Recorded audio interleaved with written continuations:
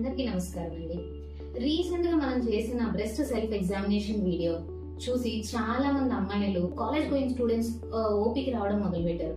ఏంటి అంటే, మేడం మీరు చూపించినట్టు ఎగ్జామినేషన్ చేసుకుంటే మా బ్రెస్ట్ లోపల ఏవో గడ్డలు తగులుతున్నాయి మేడం అని భయపడుతూ, కొంతమంది అయితే ఏడుస్తూ అమ్మో క్యాన్సర్ వచ్చేసిందా మాకు అని భయపడుతూ వచ్చారండి. సో మీ అందరి కోసం ఈ వీడియో చేస్తున్నాం.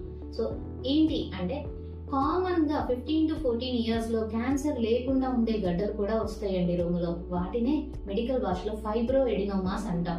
సో ఈ ఫైబ్రో ఎడినోమాస్ అంటే క్యాన్సర్ కాదండి, దీనికి క్యాన్సర్ కింద మారే గుణం కూడా ఉండదు.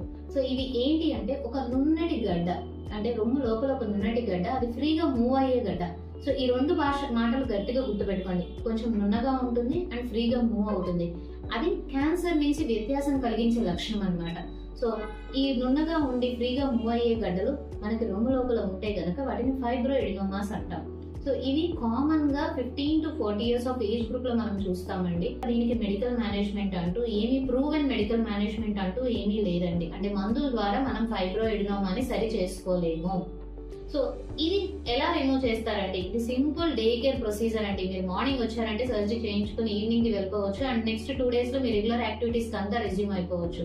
అండ్ అడ్వాన్స్డ్ టెక్నిక్స్ యూజ్ చేస్తూ చిన్న స్కార్స్ అండ్ కనపడని స్కార్స్, అంటే మనకి ఎక్కడ బాడీ మీద కోత కనపడితే ఫ్యూచర్ లో మనకి ఇబ్బందిగా ఉంటుంది కదా, సో అలా కోత కనపడకుండా చాలా కాస్మెటిక్ పద్ధతిలో దీనికి సర్జరీ చేయడం జరుగుతుందండి మా దగ్గర.